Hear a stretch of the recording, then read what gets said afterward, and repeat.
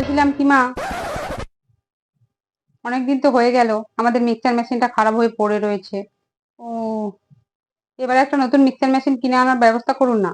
রোজ রোজ আর শিলনোড়ায় এত মশলা বাটতে ভালোও লাগে না, হাত ব্যথা হয়ে যায়।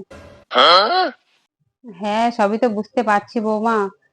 সকাল দুপুর সন্ধে 3 বেলা রান্নার মশলা কি আর করবো বলো। ব্যাংকের তো এখন আমাদের কিস্তি চলছে। ব্যাংকে কিস্তিটা যখন শেষ হয়ে যাবে, তখন তোমাকে আমি একটা নতুন মিক্সচার নিয়ে এসে দেবো। আমাদের কিস্তি যখন শেষ হয়ে যাবে, নতুন মিক্সচার মেশিন নিয়ে আসবেন? তো আমাদের কিস্তি কবে শেষ হয়ে যাবে মা? আর কতদিন বাকি আছে কিস্তি শেষ হতে? ব্যাংকের কিস্তি কবে শেষ হবে? ওই আমরা যখন শেষ হয়ে যাব, তখন ব্যাংকের কিস্তিও শেষ।